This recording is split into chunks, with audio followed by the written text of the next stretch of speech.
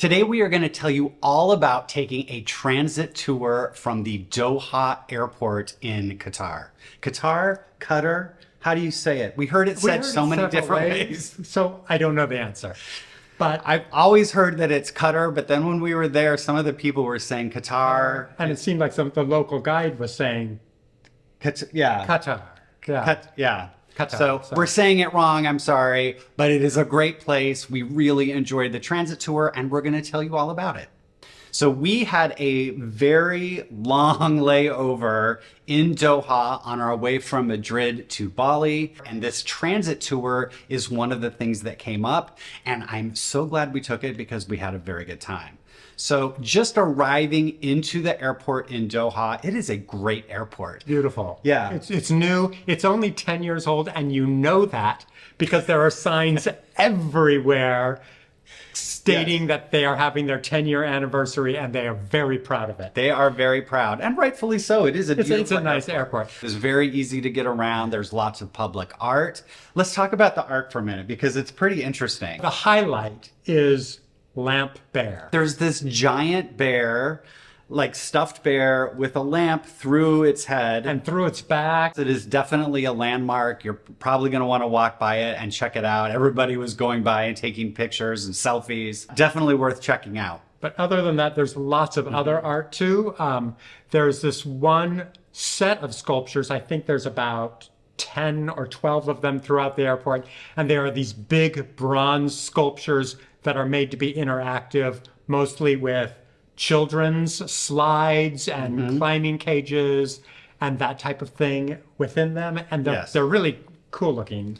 And then there's a big Kaz. Now, I don't know if you are familiar with Kaz.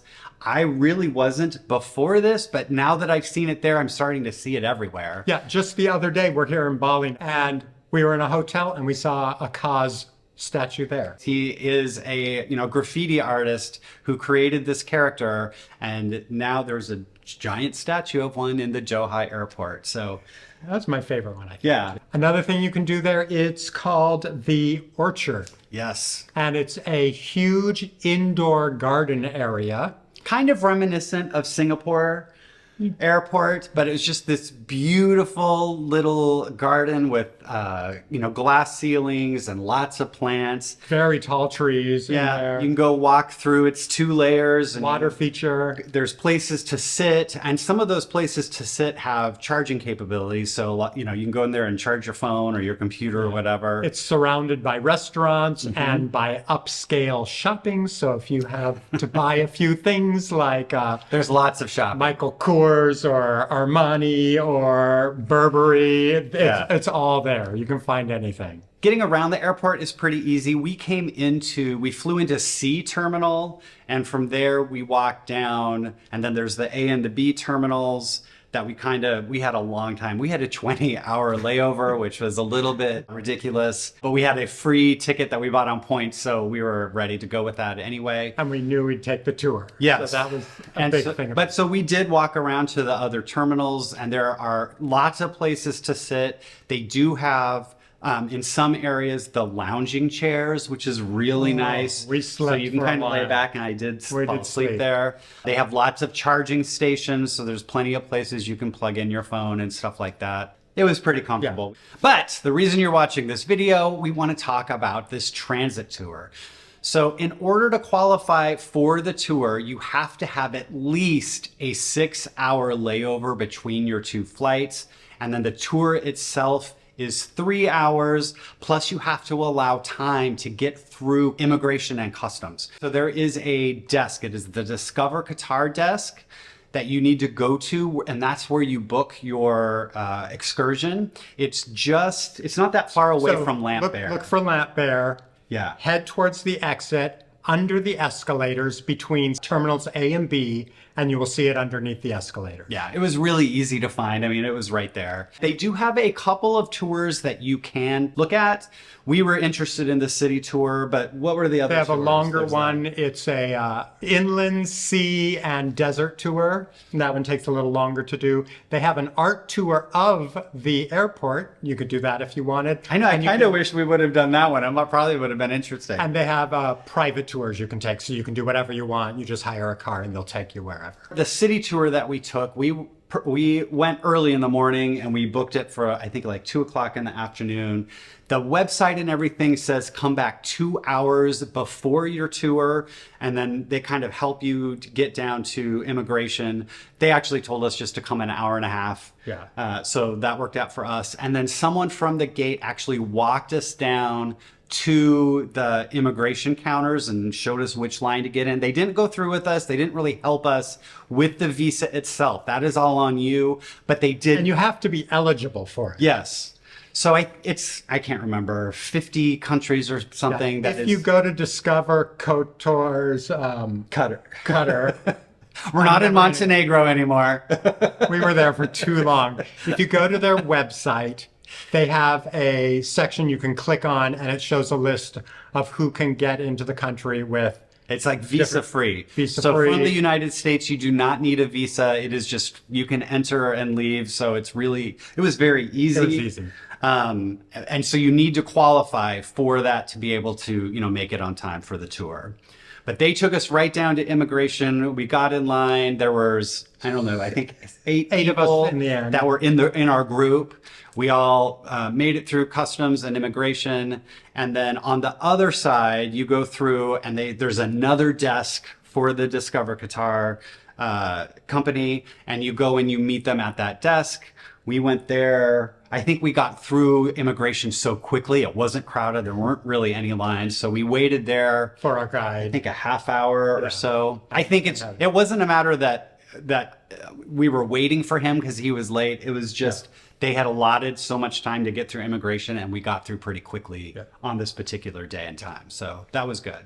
He showed up and then he walked us out. It was a big tour bus. So we were very comfortable. So there were 8 people on a full-size tour bus. Yes. So we had plenty of room. Yes. They did provide water. Yes. We got water right away. And it was refrigerated. It was cold, which was nice because it is very hot in Doha, as you might imagine. But so then we got on the bus. There was a driver as well as a guide who had a little microphone, and he just started talking as the bus drove around about the buildings we would pass, about the history and the culture. It was very interesting. So first, what do? We drove a little bit. We drove past some major buildings. Okay, here is a tip. So it's going to depend on how crowded your tour is, right? We are nerds. We like sitting at the front of the bus next to the guides because you hear more things that way. And so we were right up front, which meant there were other people around us.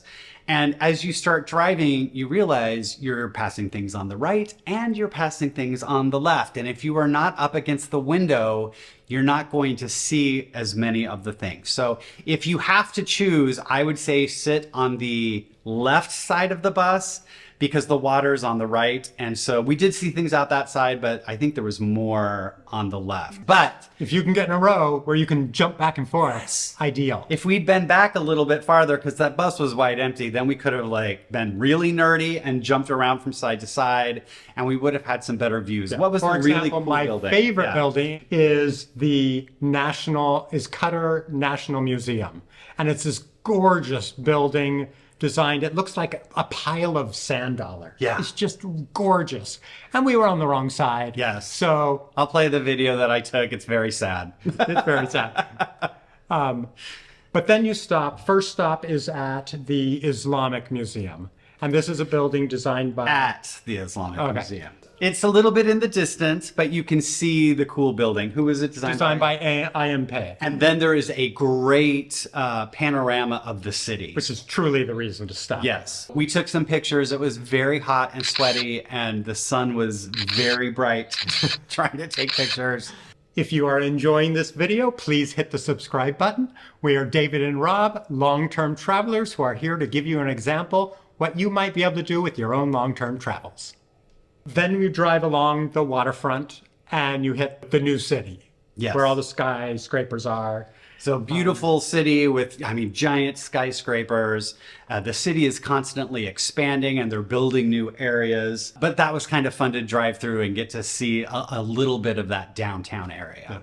Then we went to the Qatar Cultural Village. I don't really know what makes it a cultural village exactly. There are a few cool features there, For example, the Blue Mosque, which we did get to go in, and it is seems really to be a working mosque. Yeah, there are people actually there. But We were able, it cleared out just as we got there, and so they allowed us to go in and take a look, which was really nice of them. Right next to that are the pigeon towers. They're these really awesome looking structures that apparently they built for pigeons. So yeah, it lets the pigeons go in and get out of the sun and the heat, and they roost there, and I guess they love their pigeons. then I think we went to an amphitheater.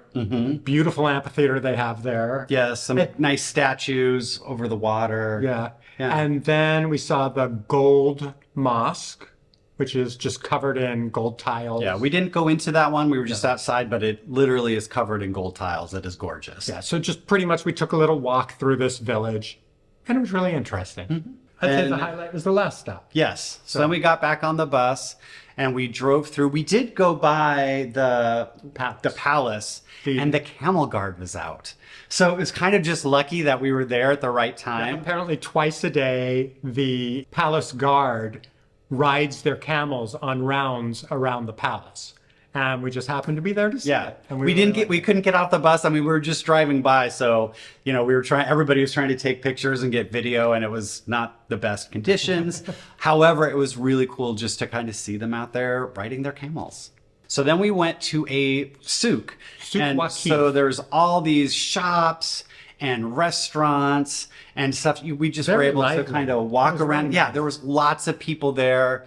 But it was really interesting to walk around. I think our favorite thing that we did is our guide helped us pick a restaurant. And there was only a couple of us that wanted to eat anything, but he took us over to a restaurant. You know, we looked at the menu and I have no idea what anything is. So our guide kind of translated for us with the restaurant owner, and we got like 4 different things to try. Sample platter. Yes. And a half-sized sample platter. Yes. Because no one was super hungry, but it was really interesting food. I really liked all of it. I thought it was tasty. It was a lot of rice and different flavors and some chicken. Meats in it. Yeah. It was fascinating because I am not familiar with Middle Eastern food. And I was a little intimidated, and I really liked everything we had. Yeah. So that was great to know. We wouldn't have been brave enough to do that without our driver. To help translate, because literally we had no idea what any of the things were on the menu. No.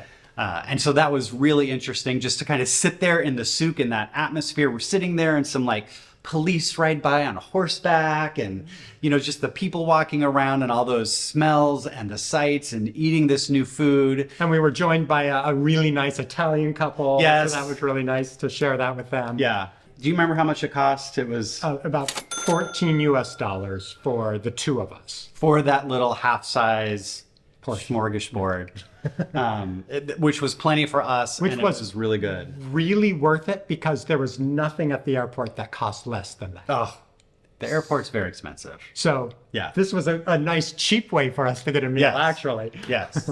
The airport is like, you know, you're spending over $30 at the Burger King. Like, it's expensive. So this was really cool.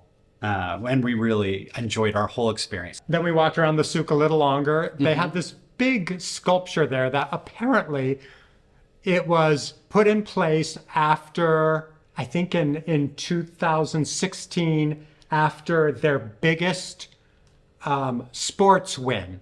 Of course, I can't figure out what that sports win was. I feel like it was soccer.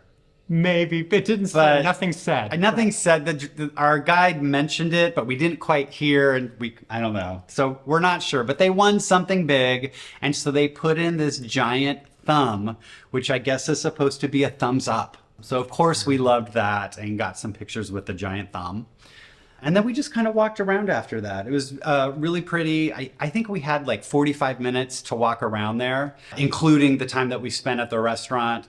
We got some nice pictures. The sun was coming down. It was beautiful. Yeah. So after we finished just kind of walking around, we used up like every minute that we had. We got back on the bus.